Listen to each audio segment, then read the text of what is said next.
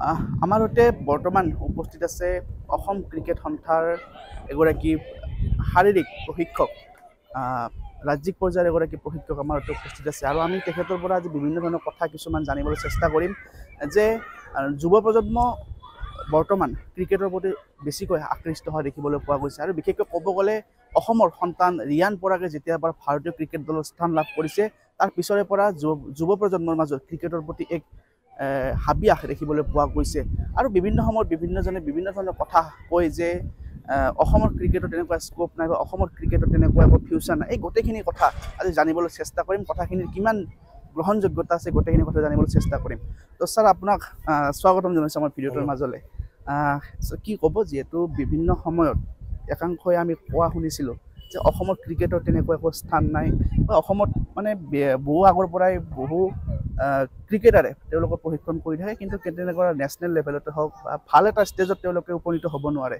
কি ক'ব বিচাৰিব ছাৰ, এই কথাটো কিমান দূৰ গ্ৰহণযোগ্যতা আছে কথাটো? মই প্ৰথমতেতো মই এই কথাটো মানে মানি ল'ব নোৱাৰোঁ যে অসমত মানে ক্ৰিকেটৰ ক্ষেত্ৰত অসম পিছ পৰি আছে, কাৰণ অসমত যথেষ্ট প্ৰতিভাসম্পন্ন ক্ৰিকেটাৰ বহুত আছে, আজি নহয় আগৰ পৰাই আছে, কিন্তু এটা তেওঁলোকে যিটো মানে প্লেটফৰ্ম এটা যিটো পাব লাগে সেই প্লেটফৰ্মটো পোৱা নাছিলে।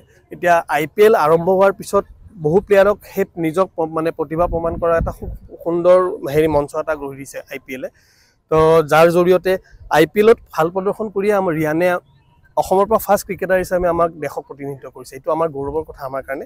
অকল ৰিয়ান বুলি নহয়, তেনেকুৱা বহু ক্ৰিকেটাৰ আছে অসমৰ চুকে কোণে আছে। আগতে গুৱাহাটী হাব আছিলে, গুৱাহাটীত বহুত প্লেয়াৰ আছে, গুৱাহাটী প্লেয়াৰখিনিয়ে চান্স পায় বুলি কয়। এতিয়া বিভিন্ন জিলাৰ বিভিন্ন ক্ৰিকেটাৰে মানে চান্স পাই থাকে, তো প্ৰতিভা চবতে আছে।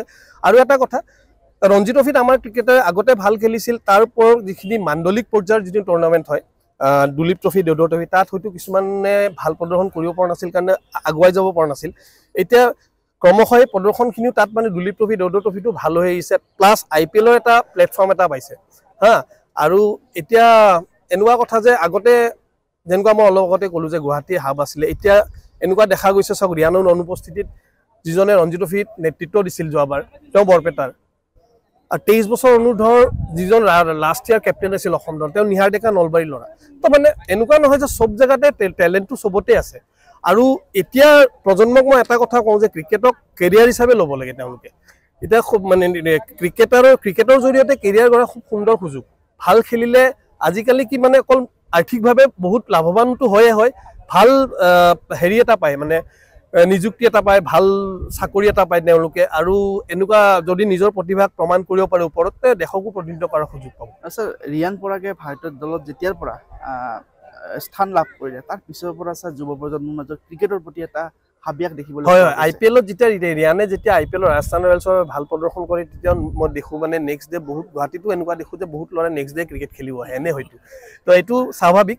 আৰু যেতিয়া সি নেশ্যনেল জাৰ্চি পিন্ধিলে তাৰ পাছততো নিশ্চিতভাৱে বহু যুৱ ক্ৰিকেটাৰো উৎসাহিত কৰিছে। সেইকাৰণে বিভিন্ন কোচিং চেণ্টাৰ এতিয়া ভৰি পৰিছে মানে সেই উদীয়মান খেলুৱৈৰে, তাৰমানে সেইটো কাৰণে। তো এনেকুৱা প্লেয়াৰ যদি আৰু ওলায় বা ৰিয়ানে যদি আৰু ভাল প্ৰদৰ্শন কৰে, তেনেহ'লে আৰু এনেকুৱা আৰু নতুন মানে প্ৰজন্মক উৎসাহিত কৰিব বুলি। ছাৰ, আপোনাৰো বেছি সময় নলওঁ, মই শেষৰটো প্ৰশ্ন আপোনাক সুধিব বিচাৰিম যে বৰ্তমান অসমত ক্ৰিকেটক প্ৰফেশ্যনেল হিচাপে ল'ব পাৰিনে নোৱাৰে? সেইটোৱে মই কৈছোঁৱে যে কেৰিয়াৰ হিচাপে লৈয়ে ক্ৰিকেটত আগবাঢ়িব লাগে। ক্ৰিকেটত কেৰিয়াৰ গঢ়া খুব ধুনীয়া এটা হেৰিও ল'ব। এতিয়া ক্ৰিকেট ভাল খেলিলে আপুনি এটা ভাল জেগাত নিযুক্তি পাব আৰ্থিকভাৱে। এতিয়া মেচ ফিজবিলাক বহুত বেছি এটা মানে এবাৰ ষ্টেট টিমক ৰিপ্ৰেজেণ্ট কৰিলে, ছিনিয়ৰ লেভেলত নহয় জুনিয়ৰ লেভেলতো যদি ৰিপ্ৰেজেণ্ট কৰে, এটা ছিজনত ভাল এমাউণ্টৰ পইচা এটা আহে।